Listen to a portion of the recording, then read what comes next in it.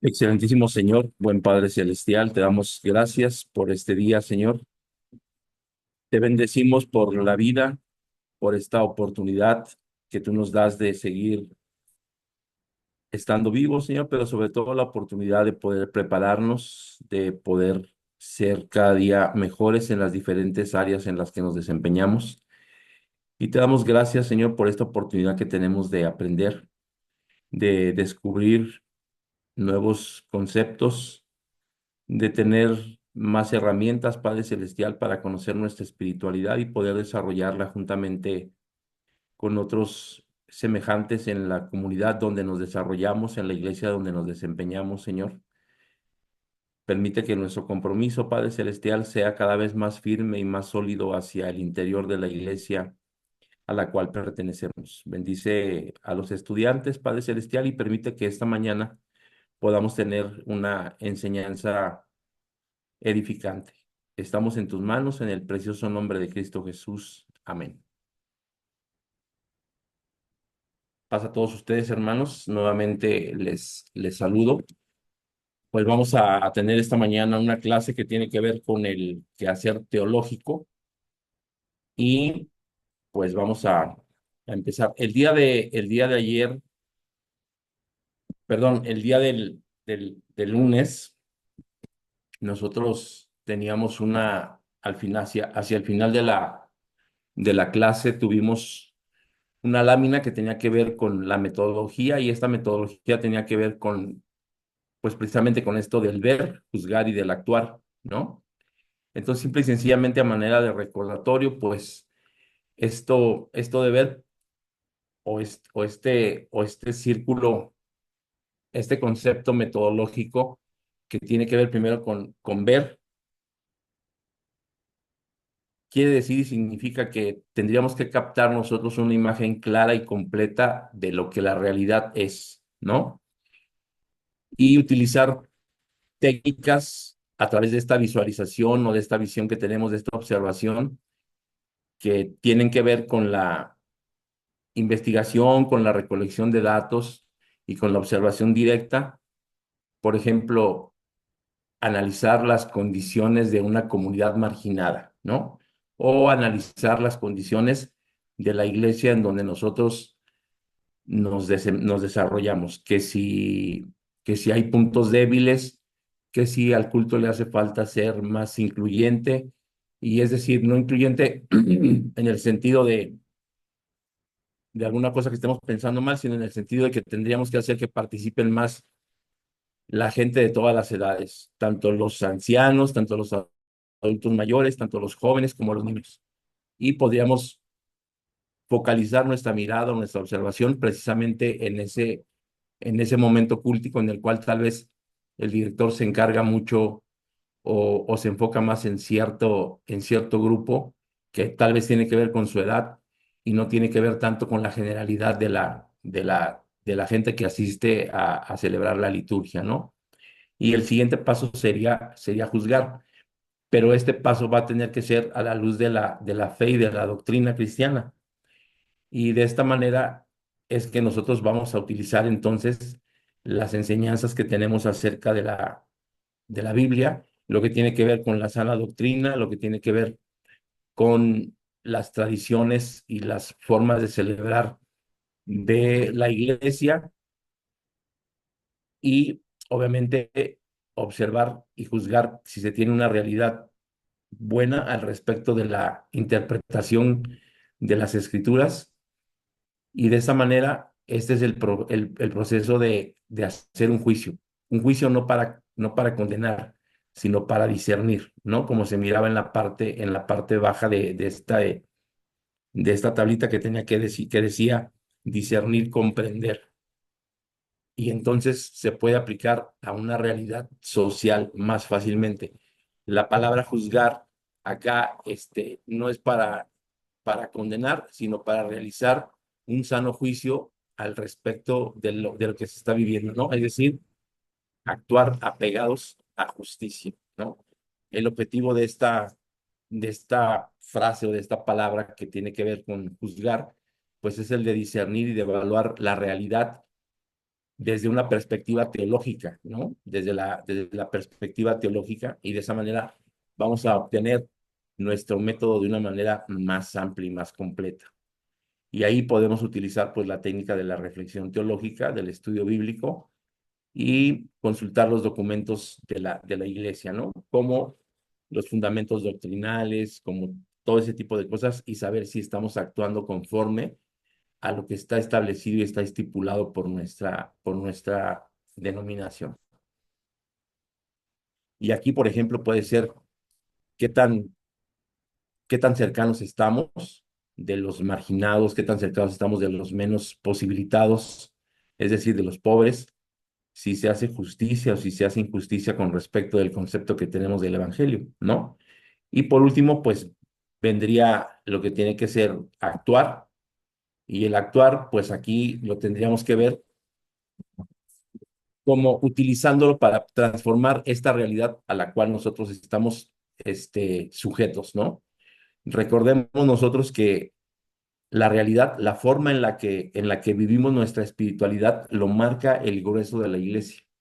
Y por eso este método de ver, juzgar, actuar, porque esto es lo que vamos a modificar, ¿no? Vamos a mirar cómo estamos actuando, vamos a observar cómo estamos actuando, vamos a utilizar técnicas para poder discernir y juzgar qué tan apegados al Evangelio estamos actuando o no, para posteriormente actuar. ¿Cómo vamos a actuar? Modificando, reforzando o totalmente transformando la realidad la cual nosotros estamos viviendo. ¿Cuál es el objetivo de este momento del actuar? Pues obviamente implementar cambios que tengan que ser efectivos, dar soluciones, y obviamente esto es de a poco, ¿no? Una de las técnicas, pues ahí aplicaría empezar a planificar proyectos de movilización hacia el interior de la iglesia. Eh, una puede ser planes de estudio, otra puede ser vivir de manera diferente el evangelio, y esto nos va a llevar a una práctica distinta, ¿no? Entonces, el ver, juzgar, actuar es muchísimo más complejo y es parte, perdón, y es parte de un compromiso que como teólogos nosotros vamos adquiriendo, ¿no?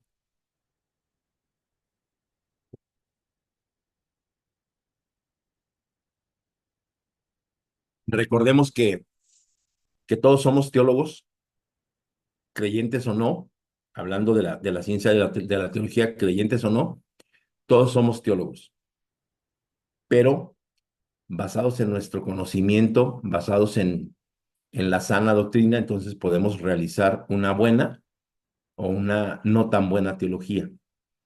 Y al ser teólogos, entonces nosotros dominamos la herramienta para poder comprender mejor y actuar mejor basados en la fe que practicamos, ¿no? Entonces, eso tiene que ver técnicamente con ser un teólogo. Si lo traducimos a las palabras hacia el interior de nuestra iglesia, pues entonces tendríamos que decir, esto es un buen integrante de la iglesia.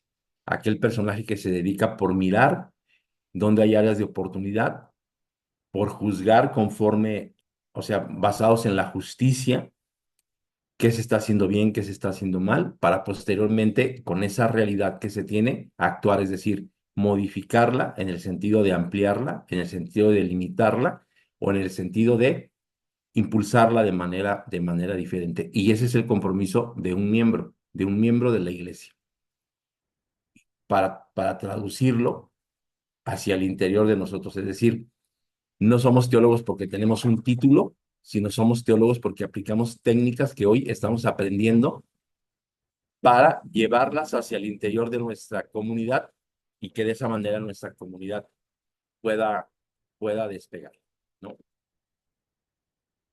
Pues esto fue lo que mirábamos en la clase del lunes hacia el final de la clase, y hoy vamos internarnos en lo que tiene que ver con el quehacer teológico.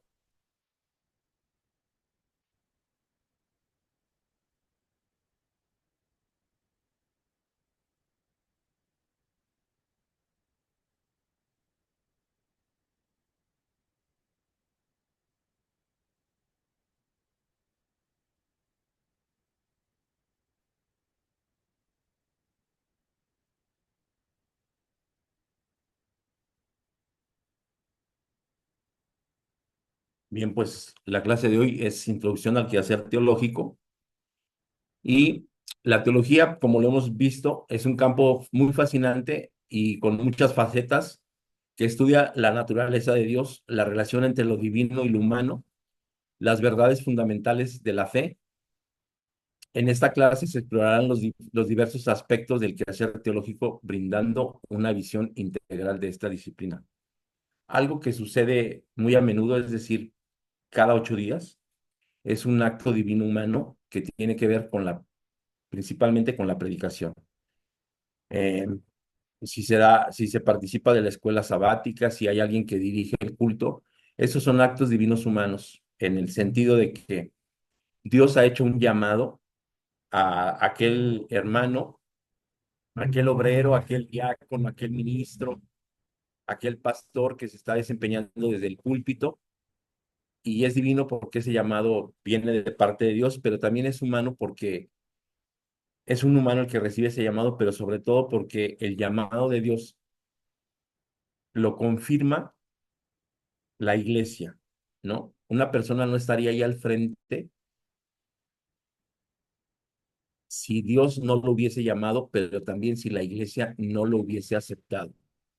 Entonces, tenemos que entender que esta dualidad entre Dios y el hombre, por no decir deísmo y humanismo, es algo que cada 8 días o que cada vez que nos reunimos en la iglesia en torno a la celebración del culto litúrgico, pues ocurre este acto divino humano, ¿no?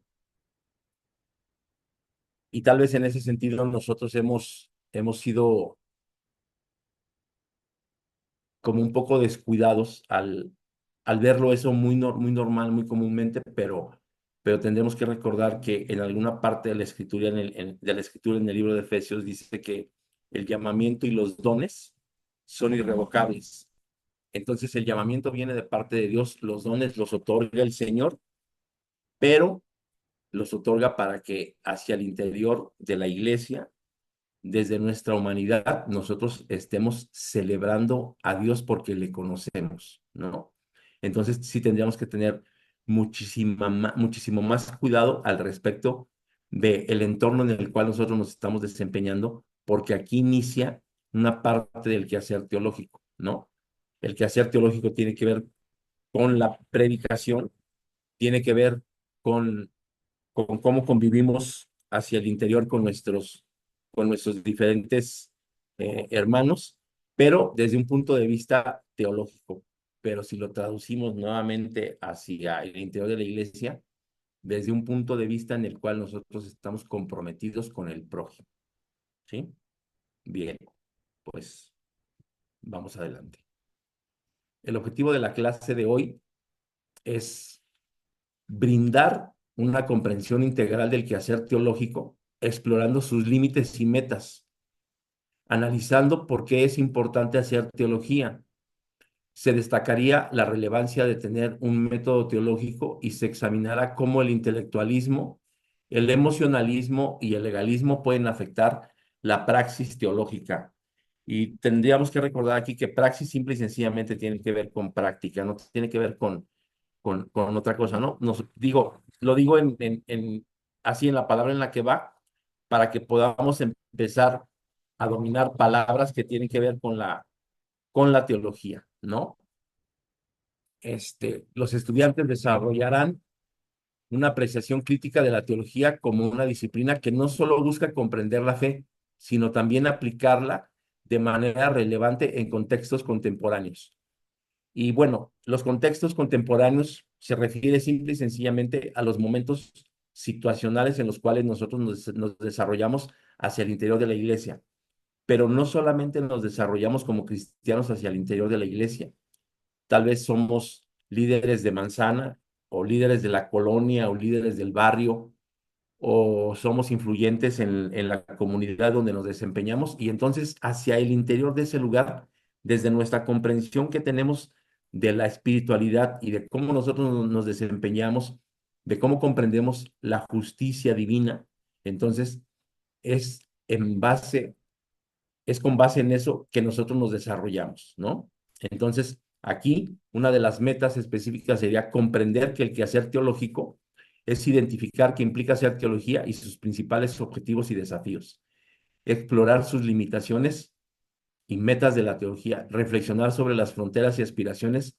de la disciplina teológica, analizar la importancia de un método teológico, que empezamos hoy con esta clase de un método, de la metodología esta del ver, juzgar, actuar, pero tendríamos que empezar a pegarnos a un método para que nuestra teología rinda mayor y mejor efecto, tenga mayor durabilidad, tenga mayor impacto y obviamente sea de beneficio para el entorno en el cual nosotros nos estamos desarrollando. Entonces, evaluar por qué es crucial tener un método riguroso en teología. Evaluar influencias en la praxis teológica y examinar cómo el intelectualismo, el emocionalismo y el legalismo impactan en la práctica teológica. Vamos a mirar cómo estas últimas tres frases de intelectualismo, emocionalismo y legalismo afectan y han marcado mucho eh, las tendencias ideológicas, las tendencias de comprensión, las tendencias de práctica hacia el interior de cómo identificamos, pero sobre todo de cómo interpretamos el texto bíblico, ¿no? A la luz del Evangelio es obviamente que lo vamos a alcanzar. Amén.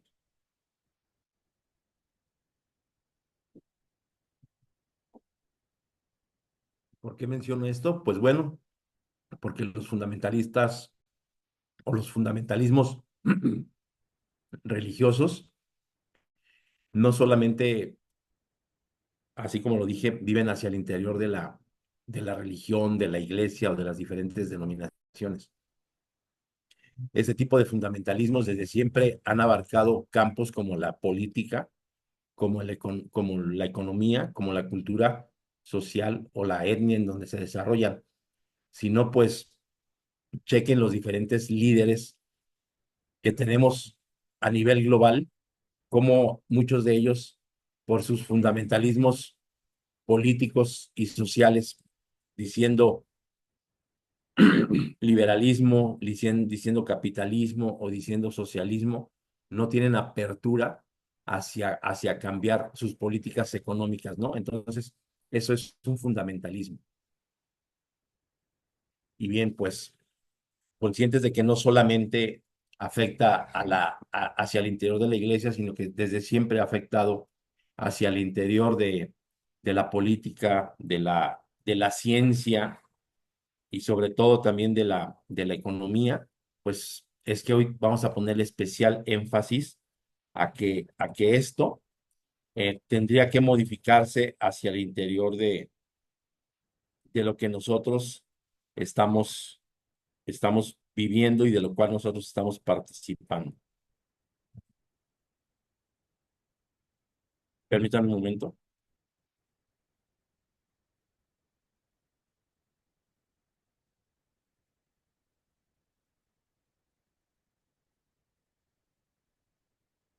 Bien, pues vamos a continuar. La teología como disciplina académica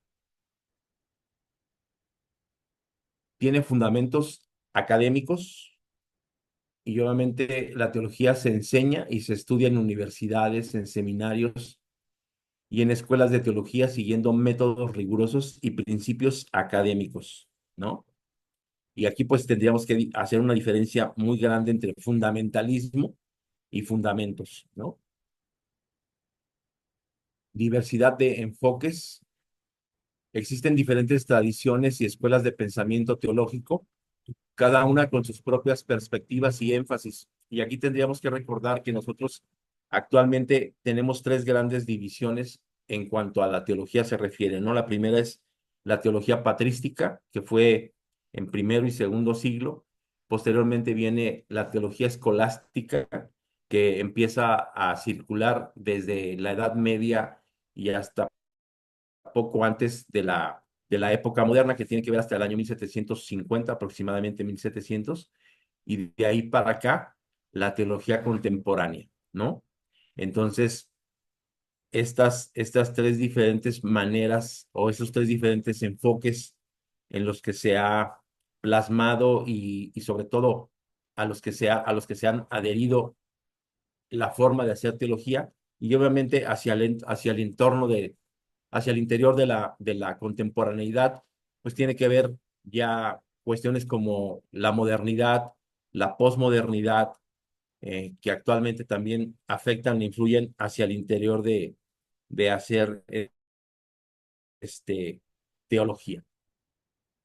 Y sobre todo un diálogo interdisciplinario, es decir, la teología se nutre y se enriquece a través del diálogo con otras disciplinas como la filosofía, como la historia y como la sociología. Y aquí recordemos que la filosofía, la historia y la sociología y la ética en vez de la sociología eran disciplinas o eran ciencias que se practicaban y que una vez que se conforma y que nace la teología, la filosofía, la historia y la ética y la sociología pues vienen a ser como, como, como ramas adyacentes a esta nueva doctrina o a este nuevo conocimiento científico que tiene que ver con la teología, ¿no?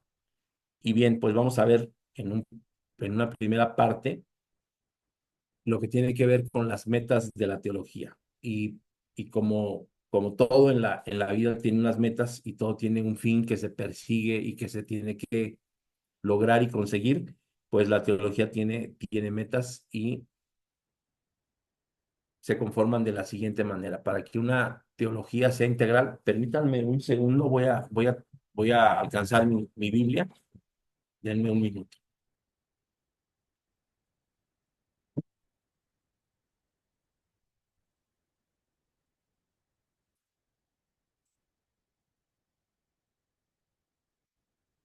Mm.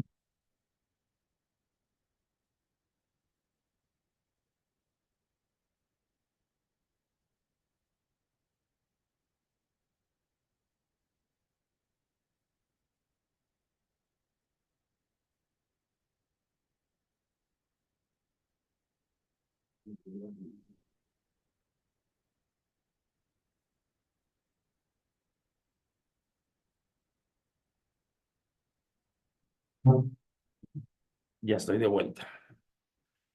Y bien, pues este triángulo que conforman las metas de la teología tienen que ver con tres cosas para que este triángulo sea integral. Está conformado por tres palabras que ahorita vamos a definir que tienen que ver con la ortodoxia, que tienen que ver con la ortopatía y que tienen que ver con la ortopraxis. Voy a leer para ustedes los versos que anoté ahí en esa parte.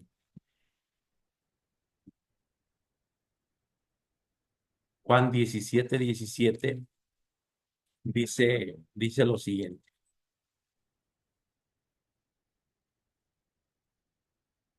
Dice así, santifícalos en tu verdad, tu palabra es verdad. La ortodoxia, mis hermanos, tiene que ver con el correcto conocimiento de las cosas de Dios, no tiene que ver con conocer la sana doctrina, eso es la ortodoxia, ¿no? Y luego dice la ortopatía, vamos a leer Romanos 11 33 y 33 al 36.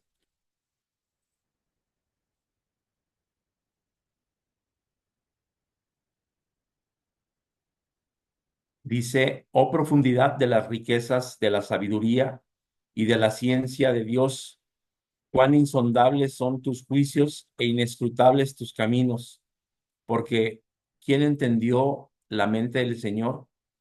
¿O quién fue su consejero? ¿O quién le dio a él primero para que fuese recompensado? Porque de él y por él y para él son todas las cosas, a él sea la gloria por todos los siglos. ¿Qué tiene que ver esto de de la ortopatía? Bueno, pues la ortopatía habla de el conocimiento con sabiduría de las cosas, pero este conocimiento que tiene que ver con la sabiduría está limitado en el sentido de que nosotros, al hacer teología, no tenemos que tener un mayor concepto del que nos ha sido revelado, ¿no? Recordemos que en este sentido, una primer limitante es nuestra mente finita. Nuestra mente finita que está queriendo acercarse a conocer revelaciones infinitas, ¿no? Que está queriendo conocer a un Dios eterno. Entonces, la ortodoxia, hay una sana doctrina, esa sana doctrina se tiene que vivir con sabiduría, pero esta sabiduría tiene que estar mezclada con la revelación divina. Y Dios nos revela conforme a la voluntad que ha tenido de parte de Él hacia nosotros, ¿no?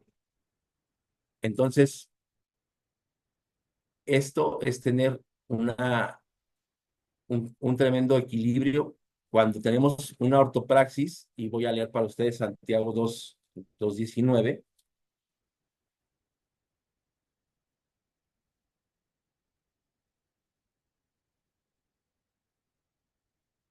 y dice así Santiago 2:19. ¿Tú crees que Dios es uno? Bien haces, también los demonios creen y tiemblan. Entonces, en ese sentido, es que nosotros tenemos que entender lo siguiente. La teología no solamente es una disciplina académica que está enfocada en creer correctamente, que tiene que ver con la ortodoxia, sino que también implica vivir de acuerdo con esas creencias, ¿no? Que es, en este caso, es la ortopraxis, y tener una devoción genuina que tiene que ver con la ortopatía, ¿no? Tenemos que entender nosotros que lo que nosotros creemos, hacemos y participamos depende de la grandeza, depende de la omnisciencia, depende de la omnipotencia de parte de Dios. Entonces, nuestras metas es tener un sano conocimiento, es tener una buena práctica de la religión, ¿no? Recordemos también que hacia el interior de Santiago dice que la religión verdadera es visitar a los ancianos, es visitar a los huérfanos, es visitar a los enfermos, es decir, es acercarse al necesitado, ¿no? Y sobre todo, tener una devoción genuina por esto que nosotros comprendemos y por esto que nosotros tenemos como metas para comprender y para conocer mejor hacia el interior de la religión que practicamos. Estas tres cosas a nosotros nos dan un equilibrio, ¿no? Porque son tres dimensiones en las cuales nos movemos. Sana doctrina, devoción genuina y una práctica muy apegada a la realidad que nosotros tenemos en base a nuestras creencias. Esto nos da un equilibrio, y si vemos este enfoque como una forma triangular que es, o sea, que una depende de la otra, y si no existe una, no existe la otra, pues entonces nosotros vamos a tener esto como una meta más clara, ¿no?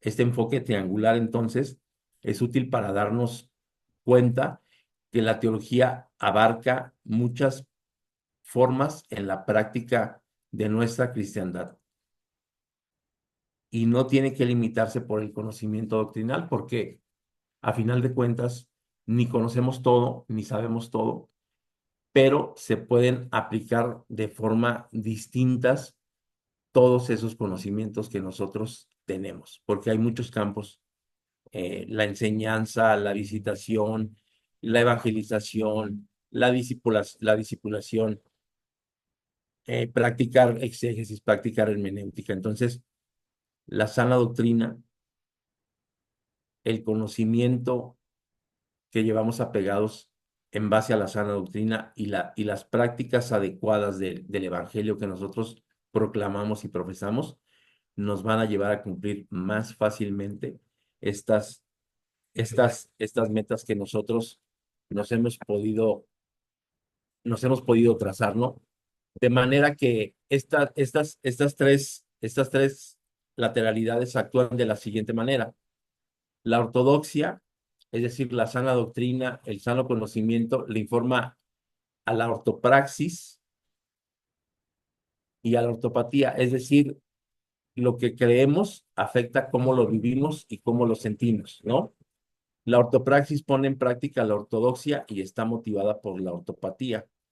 La ortopatía motiva la correcta práctica, es decir, la ortopraxis, y esta está influenciada por la creencia correcta, ¿no?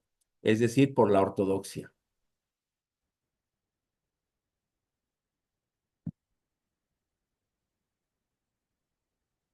Vamos a continuar con esto y ahora vamos a ver qué elementos definirían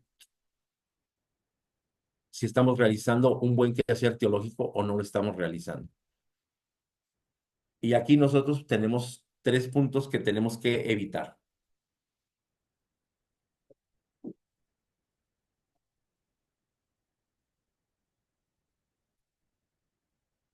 Estos son el intelectualismo, el legalismo y el emocionalismo, ¿no? Desde un punto de vista teológico, el intelectualismo pues se refiere a una tendencia, a un enfoque que pone un especial énfasis, pero sobre todo muy excesivo en el uso de la razón y del intelecto. Yo puedo, yo puedo saber mucho, puedo conocer mucho, pero no necesariamente implica que tenga un conocimiento ortodoxo, es decir, un conocimiento basado en la sana doctrina. Cuando yo baso mi reflexión teológica en lo que conozco, en mi razón y en mi intelecto, estoy cayendo en el intelectualismo. Es decir, me estoy dejando llevar más por mis conocimientos que por la interpretación y que por la revelación divina. Recordemos que la palabra de Dios es la revelación de Dios para sus hijos. Pero si yo me dejo llevar por lo que conozco, por lo que sé, entonces estoy cayendo en un intelectualismo, ¿no? Y aquí tendríamos que entender que pues eso es parte de las fuentes del conocimiento, pero no es la única fuente de conocimiento. Es decir, mi conocimiento, mi manera de comprensión no es eh, fundamental para poder hacer teología, ¿no? Por esto la teología es una ciencia que está basada en métodos y se tienen que evitar estas tres cosas, ¿no? Ahora bien, hay otros aspectos de la experiencia humana como la fe, la experiencia espiritual o el sentido comunitario de la teología. Y, y regresamos, el intelectualismo en la teología es en el contexto teológico. Esta se manifiesta cuando se da prioridad exclusiva al entendimiento racional de las escrituras. Recordemos que hacia la época patrística, las escrituras se comprendían de manera alegórica, ¿no? Y ahora puede que el conocimiento se dé así simple y sencillamente porque lo comprendo, porque lo entiendo, pero si lo hacemos, esa comprensión y ese entendimiento desde mi comprensión muy propia y muy personal, pues entonces estoy cayendo en el intelectualismo, ¿no? Ahora, el otro punto aquí a tratar es el legalismo. Y esto tiene que ver cuando nosotros somos muy apegados a leer y a comprender las escrituras de forma literal. Recordemos también que en la época patrística hubo tres grandes seminarios. Uno enseñaba las escrituras de manera legal, la gente de Cartago, el seminario de Cartago con Tertuliano, que es el padre de la teología, y otros enseñaban la comprensión de las escrituras como la gente de Alejandría, es decir, comprendían la, la, la interpretación bíblica desde la manera estudiosa, gnosticista, pero también esta era de manera alegórica, ¿no? Y entonces, en ese sentido, nosotros traemos esa influencia de aquel tiempo, ¿no? Legalismo, alegoría, gnosticismo, y comprender las escrituras tienen que ver más con revelación divina, ¿no? Con una sana comprensión. Por eso mirábamos hace un momento lo que tiene que ver con la ortopatía.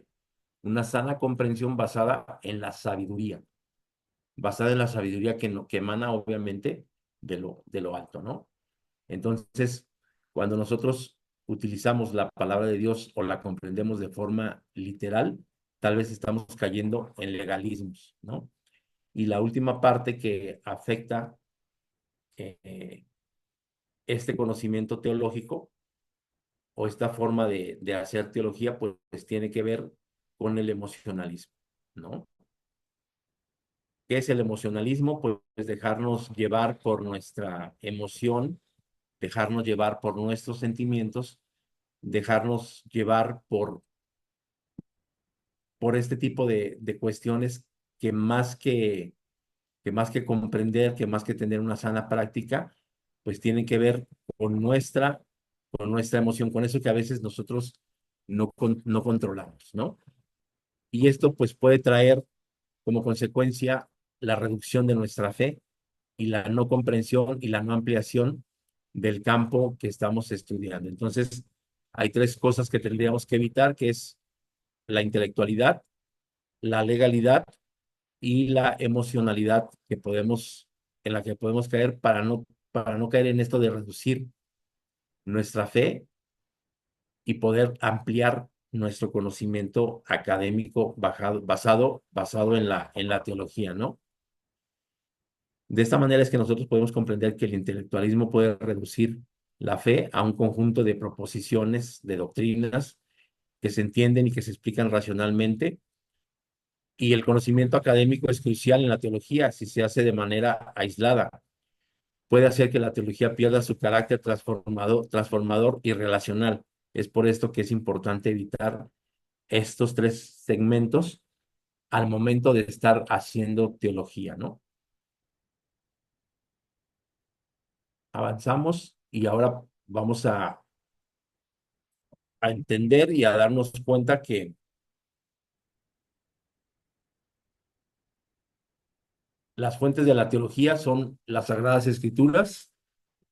Las escrituras, ya sean la Biblia, el Corán o los textos sagrados de otras tradiciones, son la fuente primordial de la teología. Y aquí tendríamos que recordar que textos sagrados o sagradas escrituras, y estamos entendiendo y estamos comprendiendo la teología se hace hacia el interior del islamismo, la teología se hace hacia el interior del shintoísmo, la teología se hace hacia el interior del budismo, la teología se hace hacia el interior de la iglesia ortodoxa, la teología se hace hacia el interior de la iglesia católica, la teología se hace hacia el interior de las iglesias cristianas y es por esto que nosotros estamos comentando que las fuentes de la teología son cualquier libro sagrado, ¿no? Entendiendo que hay diferentes religiones y esas diferentes religiones, pues entonces tienen su libro revelador, que para el caso de nosotros es la Biblia, ¿no? Para el caso del judaísmo, pues es la Torá. Así como lo es para el islamismo el Corán, pues para el judaísmo es la Torá.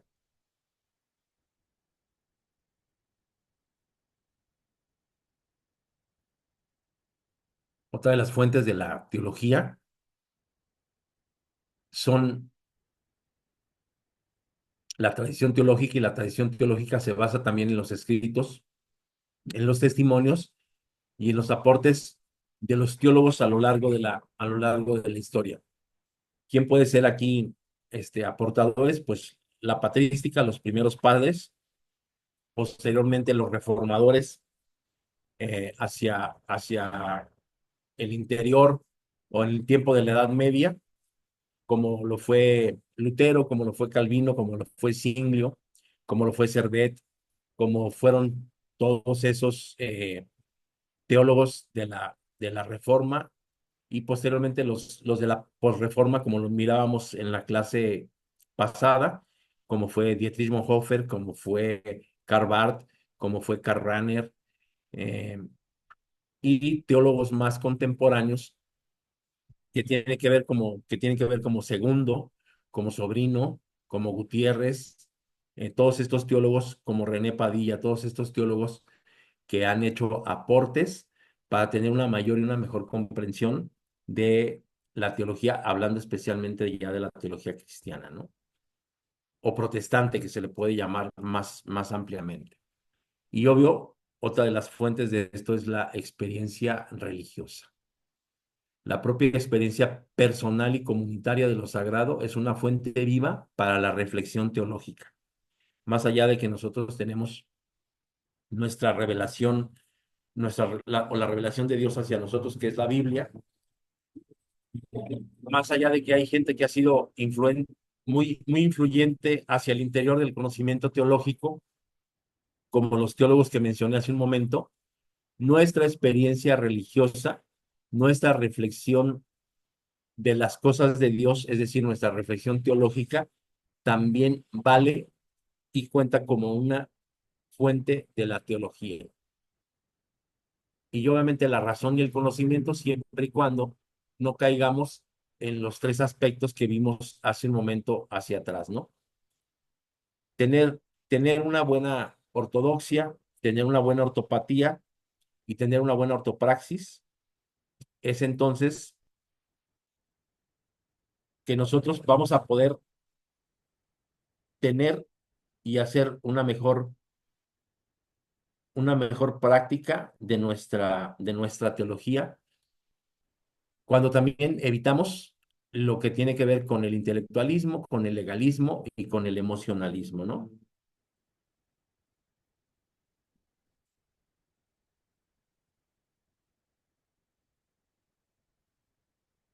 ¿De dónde nace, cómo nace la teología cristiana? Y ahorita ya nos vamos a olvidar un poquito del resto de las teologías y nos vamos a enfocar muchísimo más en lo que es la teología cristiana. ¿En dónde nació la teología cristiana?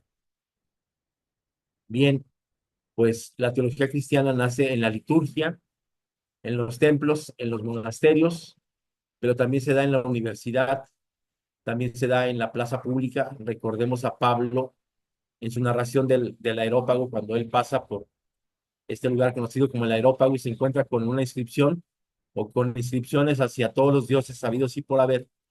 Y había una inscripción en donde dice al Dios no conocido, ¿no?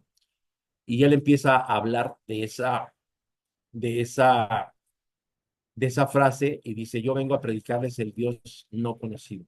Entonces, esto quiere decir que se da también hacia el interior de la comunidad, hacia el interior de las sociedades, hacia el interior de la gente que necesita conocer a Dios, que necesita acercarse a Dios como una esperanza para la sociedad, ¿no? Entonces, una teología cristiana no puede prescindir de ninguno de estos tres ámbitos de realización. Es decir, la liturgia hacia el interior de la iglesia, hacia el interior de los templos, hacia el interior de los monasterios, que era un lugar en donde generalmente se conocía, pero también se alababa y se celebraba a Dios, ¿no? En las universidades con estudio después de la Edad Media, más, más organizadamente, más científicamente. Eso no quiere decir que en la patrística no se llevara un método científico para llegar al conocimiento teológico, pero era más incipiente, ¿no?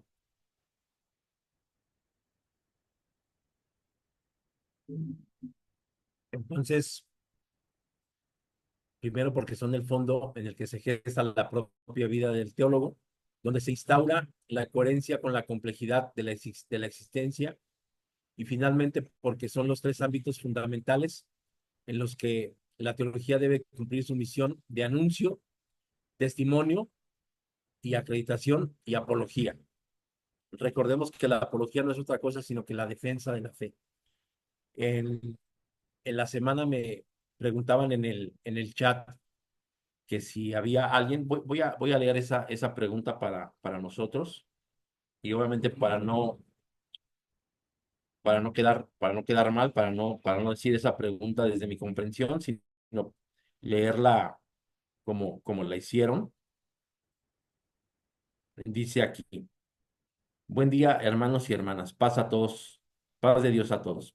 pregunto al profesor, con base a las clases sobre teología y, y los diferentes teólogos que han marcado la historia con sus estudios y pensamientos, como mirábamos hace un momento, esos son fuentes de la teología. Con sus estudios y pensamientos, en la actualidad se conoce a personas que estén desarrollando pensamientos teológicos, o si dentro de la Iglesia de Dios a la que pertenecemos se da este proceso de escribir o de expresarse al respecto.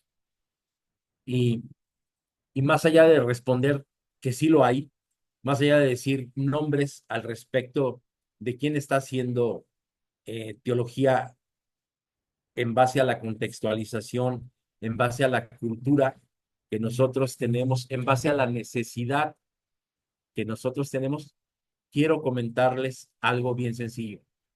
Se va a ir sus directores, los profesores y los alumnos, estamos haciendo una nueva teología. Y tiene que ver con la teología del conocimiento, con la teología de hurgar en la revelación divina.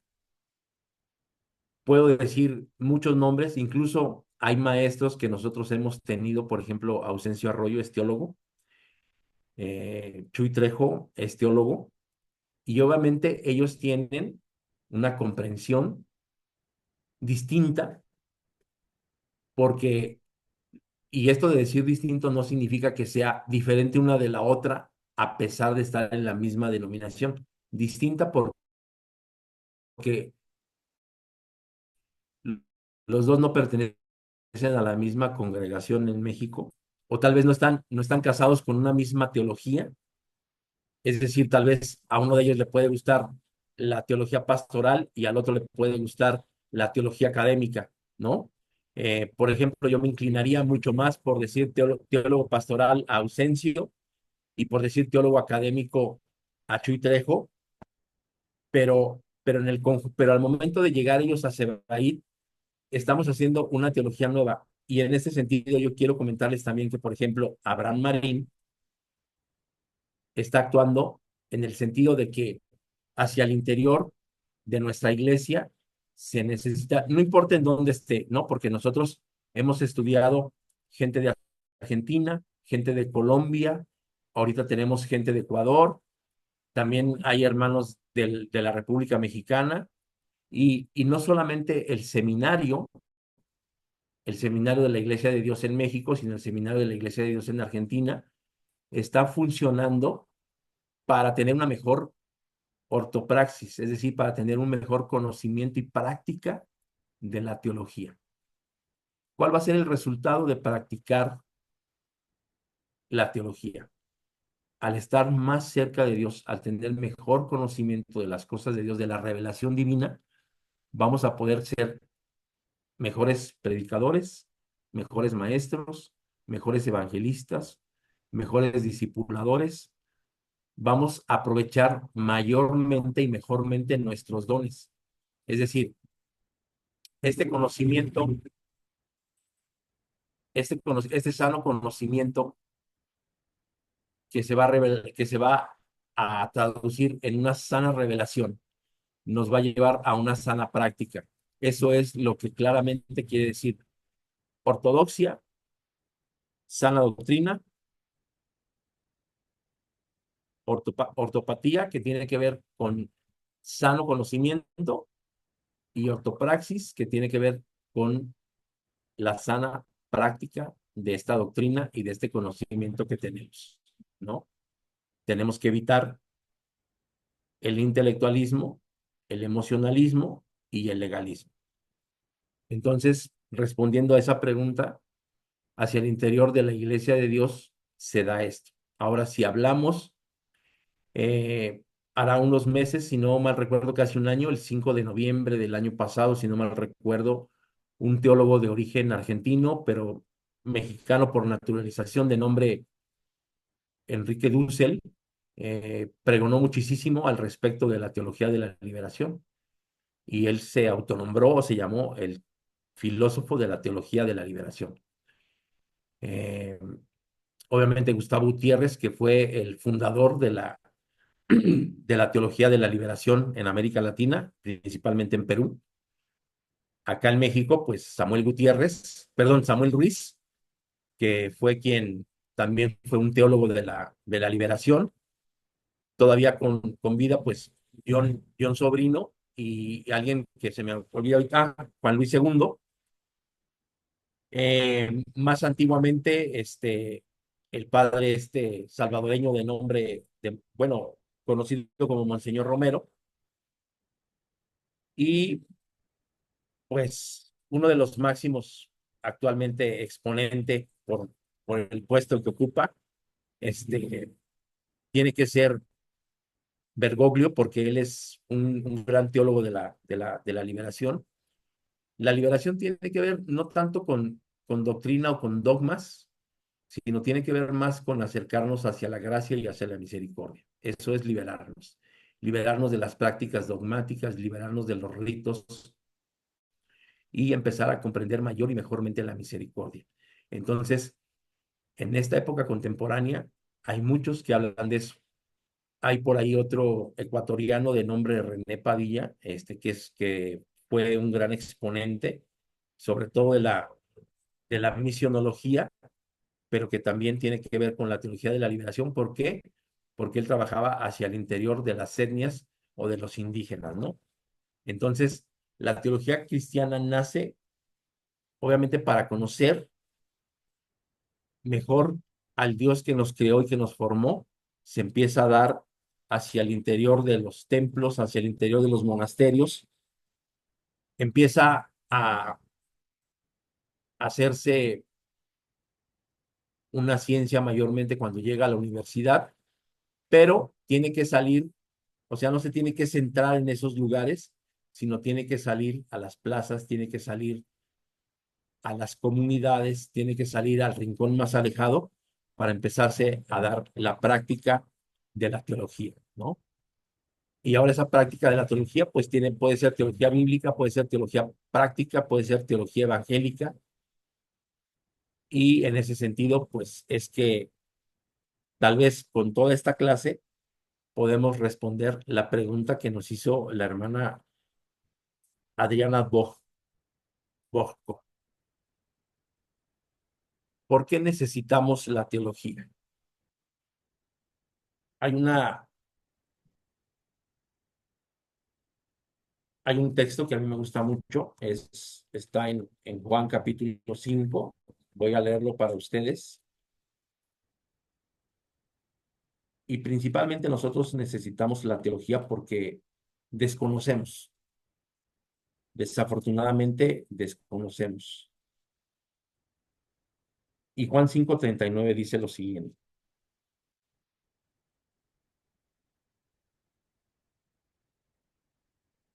Dice así: escudriñad las escrituras. Esto es palabra de Cristo Jesús, porque a vosotros os parece que en ella tenéis vida eterna, y ellas son las que dan testimonio de mí.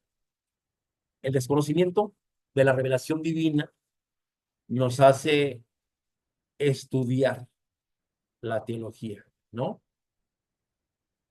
Nosotros, como pecadores, como seres que queremos acercarnos a la divinidad, en este caso a Dios, a Jesús, tenemos que estar claros de esto, ¿no?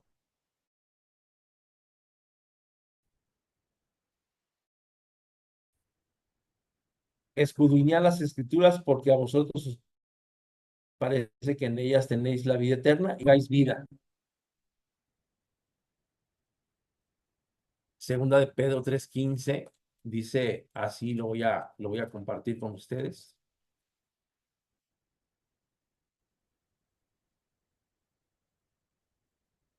Segunda de Pedro, capítulo 3, versículo 15. Dice de la siguiente manera. Lo estoy leyendo en la Reina Valera, no lo estoy leyendo en la Biblia de traducción del lenguaje actual, pero dice así: y tener entendido que la paciencia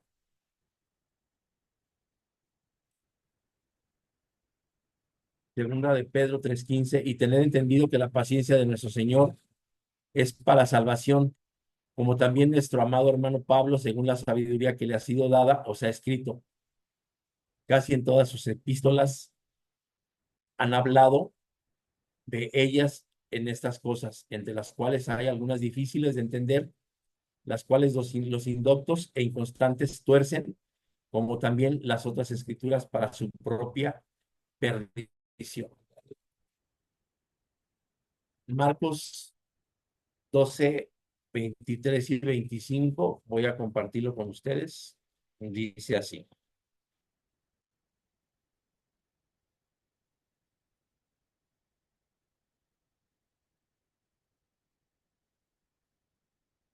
en la resurrección, pues cuando resuciten, ¿de cuál de ellos será la mujer?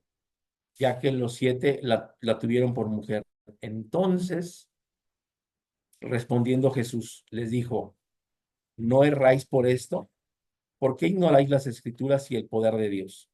Porque cuando resuciten de los muertos, ni se casarán, ni se darán en casamiento, sino serán como los ángeles que están en los cielos. Es por esto que nosotros necesitamos la teología, porque somos pecadores y por ignorancia en el sentido de desconocimiento, no en el sentido de no alcanzar a comprender, ¿no? Explico esto porque, bueno, ahora está de moda español latinoamericano México, español latinoamericano Argentina, español latinoamericano de tal parte. La palabra ignorancia no se refiere a que somos ignorantes en el estricto sentido de la palabra, sino en el amplio sentido del desconocimiento, ¿sí? Es por esto que nosotros necesitamos tener y hacer una mejor teología. Juan 9, 1 y 2, voy a leerlo para ustedes. Dice así la palabra de Dios. Al pasar, Jesús vio a un hombre ciego de nacimiento y le preguntaron sus discípulos, diciendo: Rabí, ¿quién pecó, este o sus padres, para que haya nacido ciego? Recordemos que en la antigüedad la gente relacionaba el pecado con las enfermedades, ¿no? Entonces, si alguna gente estaba leprosa, si alguna gente estaba ciega, si alguna gente tenía alguna carencia de un brazo, estaba manco o estaba cojo, entonces la gente se preguntaba, la gente de aquel tiempo se preguntaba quién había pecado, si él o los padres, ¿no? Recordemos que a Job se le achacaba por su condición, por la condición esta que tenía de mucha comezón en su cuerpo, de muchas llagas y de todo eso. Sus amigos le dijeron: ya, Job, acepta que te equivocaste, acepta que pecaste. Entonces, esto es desconocimiento, esto es ignorar el porqué de las cosas, ¿sí? Nuestra condición de pecado, nuestra condición de desconocimiento, nos invitan a que conozcamos, a que utilicemos mayormente la herramienta de la teología para acercarnos a la divinidad a la cual estamos estudiando, pero sobre todo estamos comprometidos a conocer más a nuestro Creador, a nuestro Salvador. Porque además tenemos la herramienta que es la revelación de Dios a través de su palabra. El pecado y la ignorancia obstaculizan incluso la capacidad de los creyentes para manejar las escrituras, ¿no? Y aquí tenemos un método de teología. El primer método es la exégesis bíblica, y esto tiene que ver con el análisis, con la interpretación rigurosa de los textos sagrados. Interpretación rigurosa es decir, extraer del texto lo que verdaderamente quiere decir, ¿no? La reflexión sistemática, es decir, desarrollo de teorías y conceptos teológicos de manera coherente. Diálogo histórico, estudio de la tradición teológica a lo largo de los siglos. Realidad o contexto. Análisis del entorno, consideración crítica de lo que sucede en el mundo y en la historia, ¿no? Si nosotros hacemos una perfecta extracción de lo que el texto quiere decir en su contexto. Reflexionamos sobre el texto a través de las teorías, de los conceptos teológicos de manera coherente que hoy estamos conociendo, que tienen que ver con la hermenéutica, que tienen que ver con el conocimiento de la historia, es decir, preguntarle al texto históricamente qué pasó en ese momento, por qué pasó en ese momento y traerlo a nuestra realidad. Ese es un método teológico, ¿no? Esa es una sana interpretación. Quiero invitarte a que escuches lo siguiente. El uso de un método riguroso y contrastado es, en todas las ciencias y saberes, un requisito indispensable para hacer avanzar el conocimiento. Método hace referencia al camino que permite ir más allá, es decir, el camino que se utiliza para llegar a un fin. Un método es un conjunto de procedimientos ordenados de forma sistemática, estructurada y controlada para alcanzar un fin. El método teológico es una aproximación al estudio y análisis que se basa en la interpretación de textos sagrados y la reflexión sobre la naturaleza divina. Este método requiere un conocimiento profundo de las escrituras y una capacidad de interpretación que va más allá de la simple lectura literal.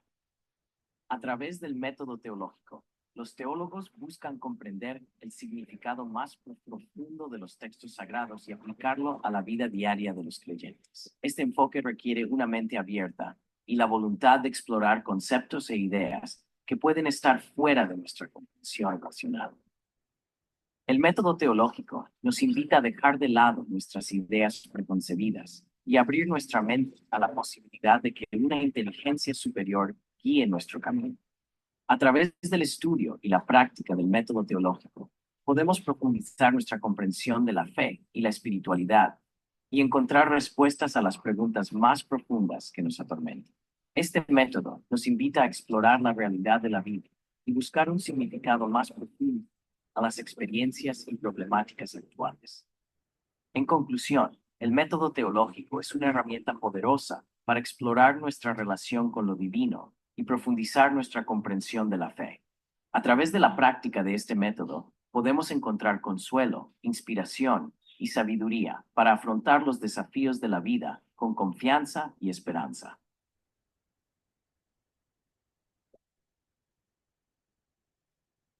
Es por esto que nosotros tenemos que tener un método teológico, ¿no?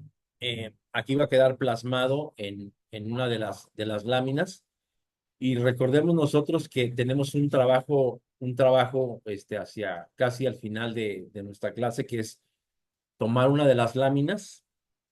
En esta semana voy a pasarle a nuestro hermano director las presentaciones que hasta hoy hemos tenido para que ustedes vayan extrayendo una lámina de cada una de las presentaciones y puedan ir armando qué es lo que más atención o qué es lo que más les gustó, qué es lo que más les impresionó, qué es lo que mayormente comprendieron de cada una de las clases para poder entonces tener y armar una teología propia. Toda teología cristiana está condicionada por la situación. En caso contrario, no sería teología de una revelación histórica. Todo libro de la Biblia, toda aserción de Jesús están condicionados por la situación, por ser plenamente históricos. La gran teología cristiana toma parte en el misterio de la Escritura, que consigue en su propio condicionamiento situacional la vitalidad que garantiza y confirma su validez sobrenatural. Esto lo dijo Hans Urs von Balthasar, que también fue un teólogo contemporáneo. Entonces, nosotros tendríamos que entender esta parte.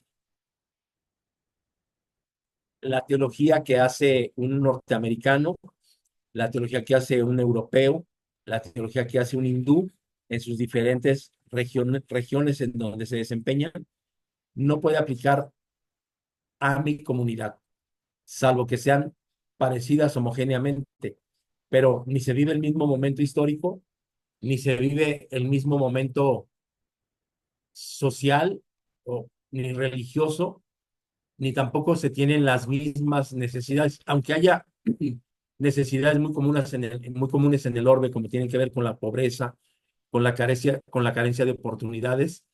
La cultura determina y el entorno determinan el tipo de teología que se tiene que hacer en aquella región, en aquella parte del país, en aquella parte del mundo, ¿no? Y tendremos que entender que toda teología, que toda asertividad está basada en el momento histórico y está basada en el momento situacional en el cual se fue dando aquella práctica teológica. Principales áreas de la teología, pues tiene que ver primeramente con la teología dogmática y sistemática, que no es otra cosa sino que el estudio de las verdades fundamentales de la fe y de la doctrina. Lo otro sería la teología práctica, que es la aplicación de la teología a la vida pastoral, la liturgia y el ministerio. Teología moral ética es la reflexión sobre los principios éticos y las normas de conducta. Teología bíblica es la interpretación y la comprensión de los textos sagrados. Y estas cuatro serían una de las principales áreas de la teología que generalmente y que mayormente nosotros tenemos contacto con ella, ¿no? Estudio de las verdades fundamentales, porque leemos y estudiamos la Biblia, tenemos muy seguido estos momentos. Teología moral y ética, obviamente nosotros sabemos de sana doctrina, pero comprendemos y entendemos perfectamente el Evangelio. Esto nos lleva de la moral a la ética. Oíste que te fue dicho no matarás, pero yo te digo que si tú ofendes, entonces ya has atentado contra tu hermano. Oíste que te fue dicho no codiciarás, mas yo te digo que si en tu corazón has pensado sobre alguna doncella, entonces has adulterado. Esto de la teología es llevarnos en este viaje intrínseco entre la moralidad y la ética del reino. La teología práctica, pues nosotros conocemos cómo se celebra la liturgia, nosotros participamos semanalmente de la liturgia, del culto, conocemos los diferentes ministerios que hay hacia el interior de la iglesia, pero también todo esto está basado en la teología bíblica, es decir, en la interpretación y la comprensión de los textos sagrados.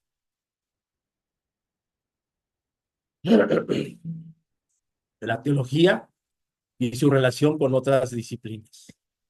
Lo hemos hablado mucho, hemos visto que la teología sin la filosofía, pues no sería una ciencia completa, ya que la teología dialoga con la filosofía en la búsqueda de la verdad. También hemos visto que la teología y la historia son completamente intrínsecas, puesto que el estudio de la tradición teológica se nutre de la perspectiva histórica. La ciencia, obviamente, la teología y la ciencia pueden complementarse en la comprensión del mundo y las ciencias sociales, ¿no? La teología se relaciona con las ciencias sociales en su dimensión práctica. Y aquí nosotros nos damos cuenta entonces que nuestra espiritualidad también depende de conocimiento académico. Y el conocimiento académico se logra conociendo de filosofía, se logra conociendo de historia, se logra conociendo ciencia y se logra conociendo las ciencias sociales, ¿no? Y aquí entonces nosotros estamos posicionados frente a esto que podríamos platicar. ¿Es solamente la academia o es solamente el espíritu? Y esto te lo dejo de tarea para tu mayor comprensión, ¿no?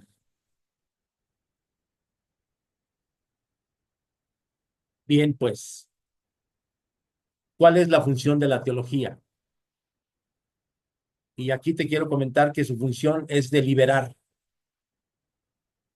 Y voy a decirlo correctamente. Su función es liberar, es corregir, es profundizar y es hacer inteligible la fe.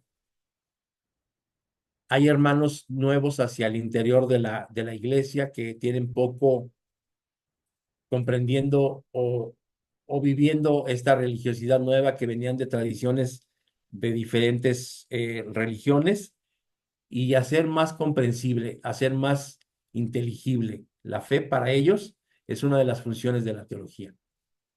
Otra de las funciones de la teología, o la principal, es liberar al ser humano del peso específico del pecado, ¿no?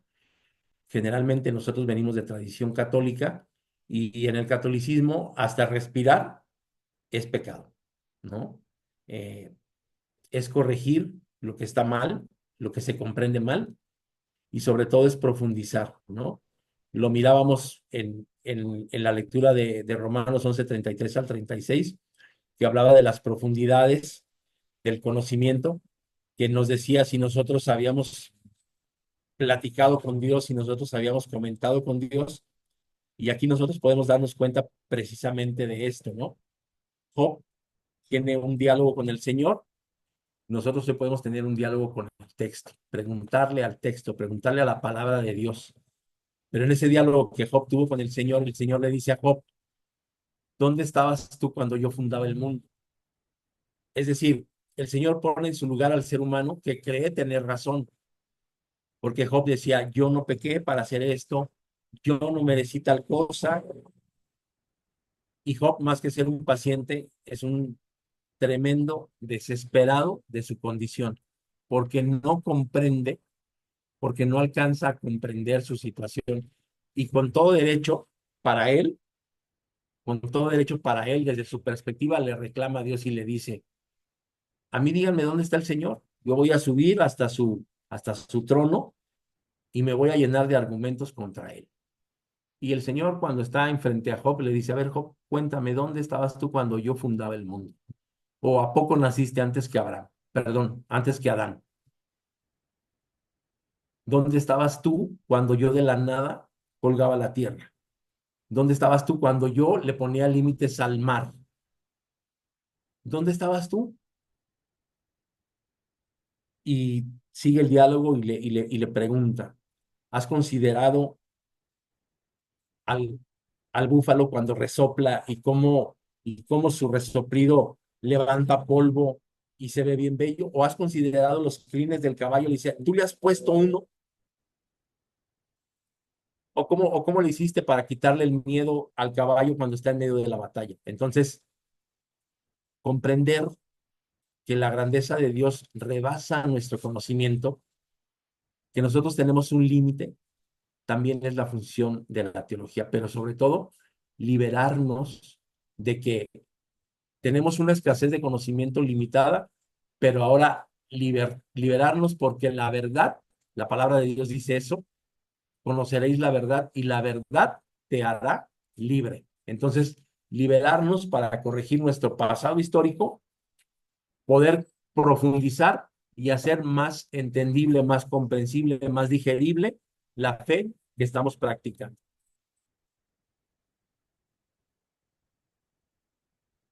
El papel de la teología en la sociedad contemporánea, pues sirve como una guía espiritual, porque la teología ofrece orientación, le da sentido al mundo que cada vez es más complejo. La teología actual en la sociedad contemporánea tiene un compromiso social. La teología impulsa la reflexión sobre temas éticos y responsabilidad social. El diálogo intercultural es básico en la sociedad contemporánea. La teología promueve el entendimiento y la convivencia entre diferentes tradiciones religiosas. Recordemos que nosotros como cristianos provenimos o venimos del judaísmo. Entendamos que nosotros como cristianos conocemos y sabemos que hay otras religiones que vienen del judaísmo como el islamismo.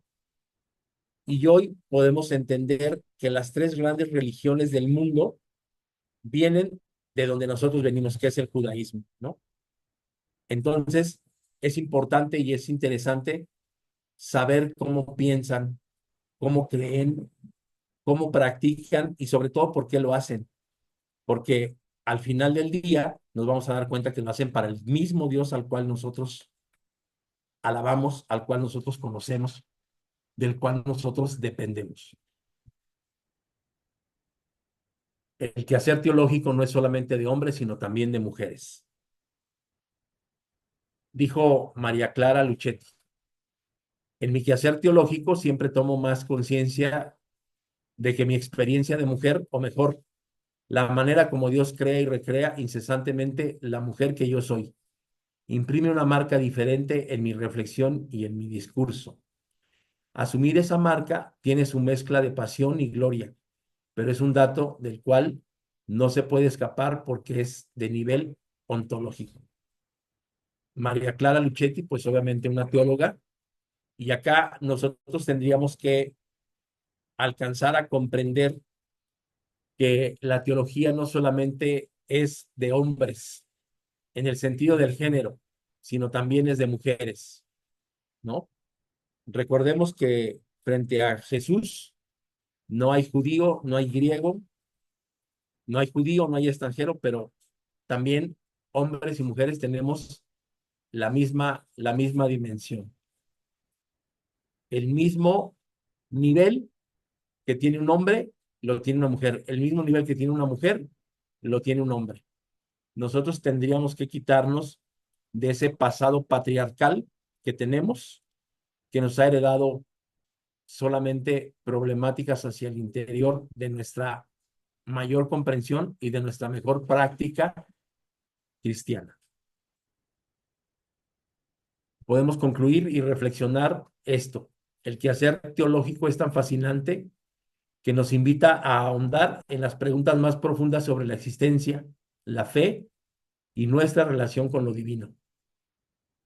A través de este recorrido hemos explorado los diversos aspectos de la teología, destacando su riqueza, su método y su relevancia en la sociedad contemporánea.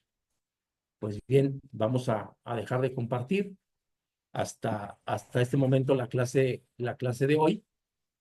Y antes de retirarnos, pregunto directamente, Noeli, si hay algún comentario, si hay alguna pregunta, alguna reflexión que aportar, puedes abrir tu micrófono y con todo gusto la escuchamos. Buen día, profe. ¿Qué significa areópago? El aerópago era un lugar en donde estaban inscripciones a los diferentes dioses que los griegos tenían. Y en ese lugar se paró precisamente Pablo a predicar sobre el Dios no conocido. Y se le llamó aerópago.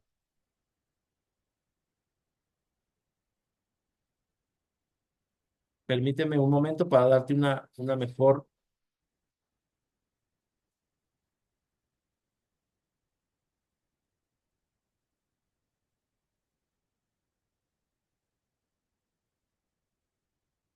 Y, y el aerópago era una. Mira, déjame regresar a la presentación.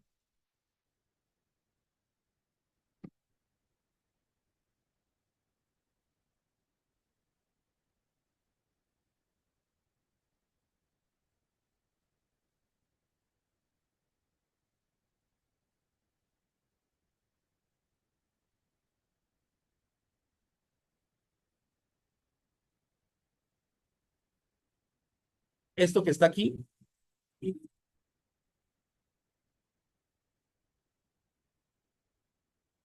a ver, esta parte que está aquí, Noeli, que dice Areópago, era una colina que estaba precisamente en Atenas.